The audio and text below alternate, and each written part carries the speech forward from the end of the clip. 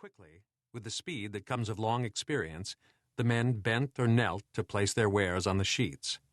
Some arranged them in triangles. Others preferred ordered rows of neatly aligned bags.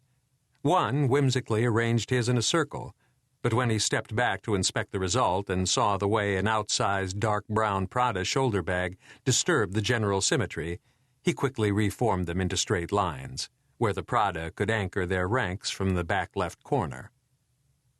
Occasionally the black men spoke to one another, saying those things that men who work together say to pass the time.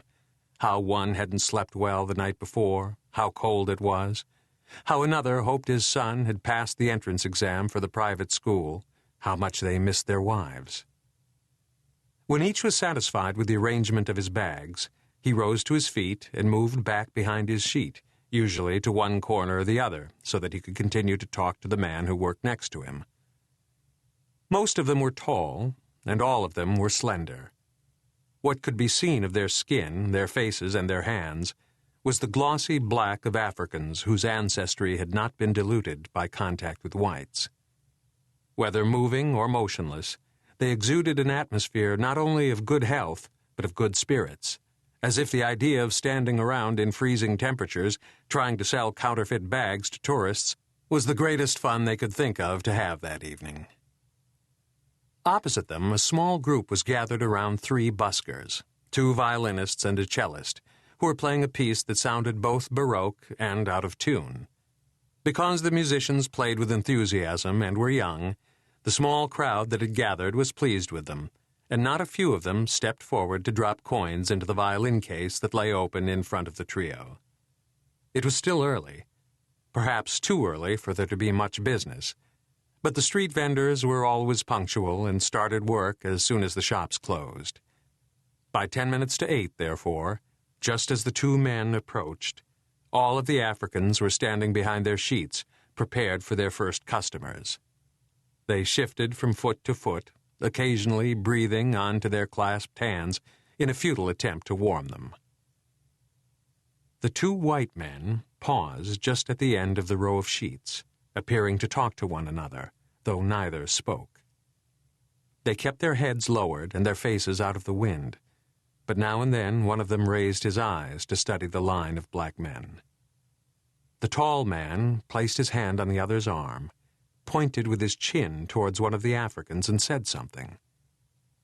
As he spoke, a large group of elderly people wearing gym shoes and thick down parkas, a combination that made them look like wrinkled toddlers, flowed around the corner of the church and into the funnel created by the buskers on one side, the Africans on the other. The first few stopped, waiting for those behind to catch up, and when the group was again a unit, they started forward, laughing and talking, calling to one another to come and look at the bags. Without pushing or jostling, they assembled themselves 3 deep in front of the line of black men and their exposed wares. The taller of the two men started towards the group of tourists, his companion following close behind. They halted on the same side as the church, careful to stand behind 2 elderly couples who were pointing at some of the bags and asking prices. At first, the man whose sheet it was did not notice the two, since he was attending to the questions of his potential customers. But suddenly he stopped talking and grew tense, like an animal scenting menace on the wind. The black man at the next sheet, aware of his colleague's distraction, turned his attention to the tourists and decided instantly that he would have good luck with them. Their shoes told him to speak English, and he began, "Gucci, Missoni, Armani, Trussardi. I have them all, ladies and gentlemen, right from factory." In the dimmer light here, his teeth glowed with Cheshire cat brilliance.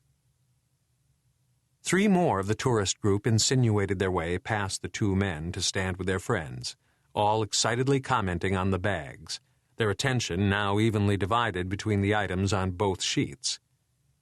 The taller man nodded, and as he did, both moved forward until they were standing just a half step behind the Americans. Seeing them advance, the first trader pivoted on his right foot and started to arch himself away from the sheet, the tourists, and the 2 men. As he moved, the men took their right hands from their pockets with a smooth, practical